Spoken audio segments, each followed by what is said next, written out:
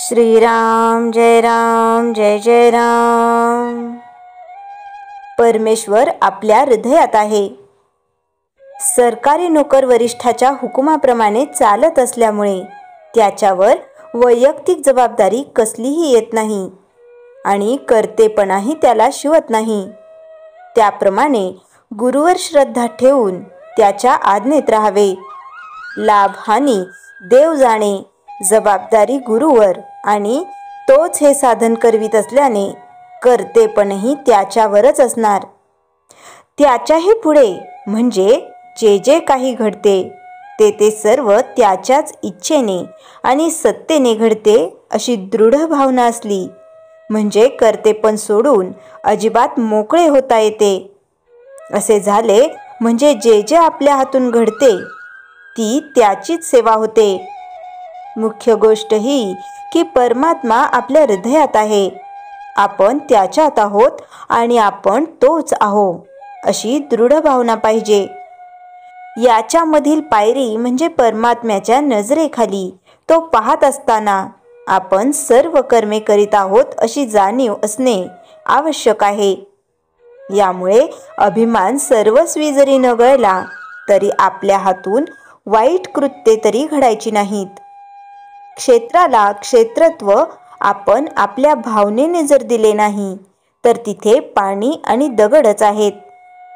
काशी गंगा असे म्हटले म्हणजे पवित्रतेचे संस्कार मनात उभे राहतात, पण तिथल्या राहणाऱ्या पुष्कळ लोकांचा तसा भाव नसल्यामुळे ते वर्षावर्षात स्नानासही जात नाहीत। यावरूनही त्यांना ते क्षेत्र असे वाटतच नाही असे दिसते।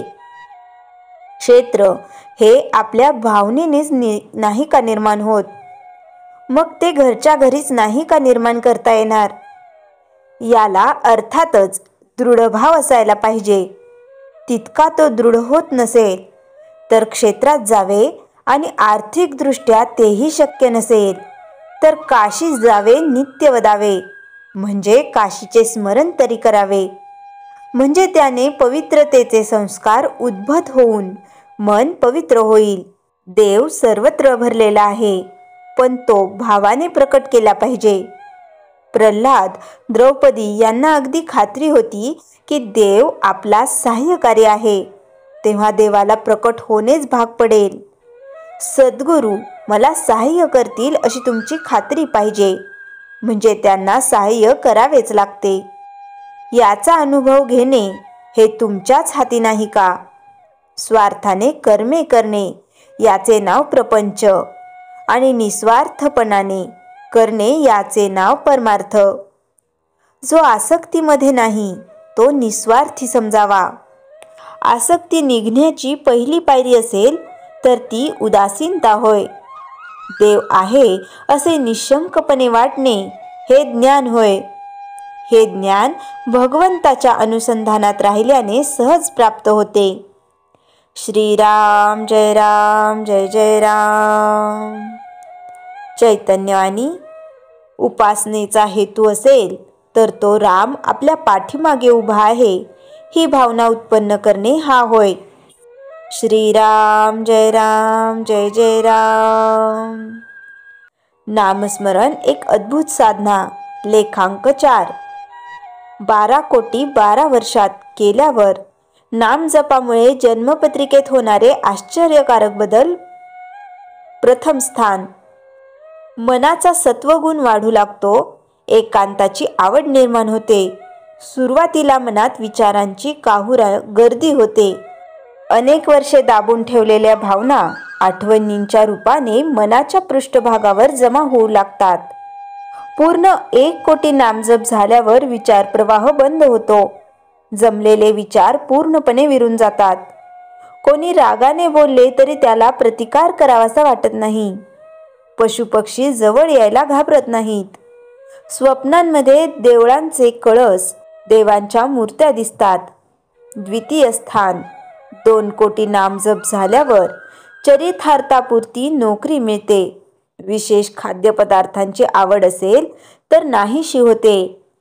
बोलण्यात तिखटपणा असेल तर तो नाहीसा होतो। तृतीय स्थान, 3 कोटी नामजप पूर्ण झाल्यावर लहान भावंडांशी पटत नसेल तर त्यांच्याशी दिलजमाई होते. शेजाऱ्यांशी वाद होत असतील तर तेही बंद होतात. छोट्या छोट्या धार्मिक यात्रा होतात. चतुर्थ स्थान 4 कोटी नामजप झाल्यावर वास्तू लाभ होतो.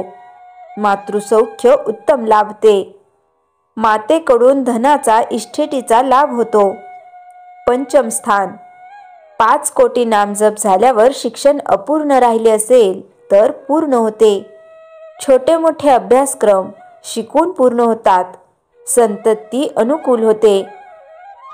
एखाद्याला खडतर संतती योग असेल तर तो नाहीसा होतो. निसंतानालाही संतती प्राप्त होते. षष्ठ स्थान 6 कोटी नामजप झाल्यावर कोर्टात मानहानीची भांडणाची केस चालू असेल तर ती संपते.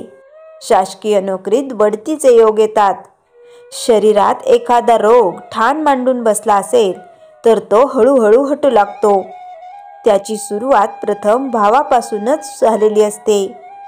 सप्तम स्थान 7 कोटी नामजप झाल्यावर वैवाहिक जोडीदार पूर्णपणे अनुकूल होतो. कोर्टातील खटले संपतात. भागीदारीत व्यवसाय असेल तर भागीदार अनुकूल होऊन पूर्ण यश मिळते.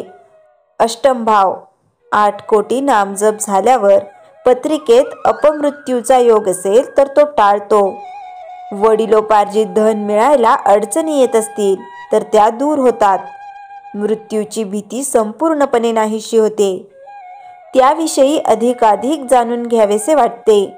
नवम स्थान 9 कोटी नामजप झाल्यावर दूरच्या तीर्थयात्रा होतात.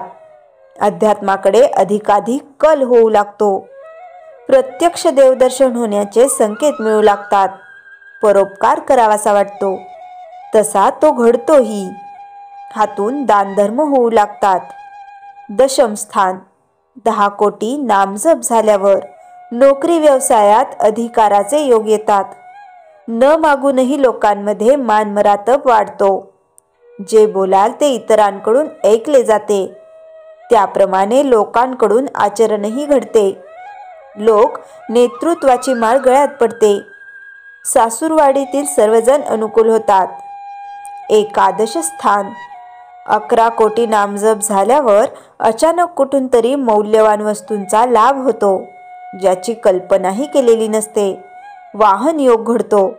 दूरदूरच्या तीर्थयात्रा होतात. द्वादश भाव 12 कोटी नामजप झाल्यावर मी पण उरतच नाही. संन्यस्त वृत्ती येते. प्रत्यक्षात देवाचे दर्शन होते. आपल्या आजूबाजूला परमेश्वराचे अस्तित्व आहे याची सतत जाणीव होऊ लागते. सगळ्या वस्तू निळसर रंगात दिसू लागतात. निळा रंग हा सात्विकतेचे प्रतीक आहे. हे झाले पत्रिकेतले स्थानांचे स्थूल वर्णन. पण या व्यतिरिक्त ग्रहांच्या परस्पर युती विरोधातून जे योग होतात तेही नामस्मरणाने संपूर्णपणे नाहीसे होतात. नामस्मरणापुढे ग्रहांचे काही चालतच नाही. कुंडलीतील प्रत्येक स्थानाचे 9 भाग कल्पिले तर दर 9 लाख नामजप झाल्यावर स्थानातील 9वा भाग शुद्ध होत जातो. जसजसा नामजप पुढे सरकेल तसतशी ही स्थाने शुद्ध होतात. जर 12 कोटी नामजपाचा संकल्प केला असेल तर त्या व्यक्तीची पत्रिका पाहू नये असे म्हणतात. ते यामुळेच. चला आपले प्रश्न सुटले. उद्यापासून नामस्मरणाला सुरुवात करून फटाफट कुंडली शुद्ध करून एकदाचं मोकळं होऊन जाऊया असाही विचार मनात येत असेल ना? थोडं शांत व्हा. तुम्हाला वाटतं तेवढं सोपं नाही आहे हे. नामस्मरणाच्या 2 अटी आहेत. एक अखंड नामस्मरण आणि दुसरे सदाचरण. थोडक्यात उच्च विचारसरणी. आत्ता बघा तुम्हाला हे जमू शकेल का? संकलन व लेखन वैद्यवर्षा लाड. श्रीराम जय राम जय जय राम. जयाच्या जनी जन्मनामार्थ झाला. जयाने सदा वासनामात केला. जयाच्या मुखी सर्वदा नाम कीर्ती. नमस्कार तया ब्रह्मचैतन्य मूर्ती. श्रीराम जय राम जय जय राम. जानकी जीवन स्मरण जय जय राम।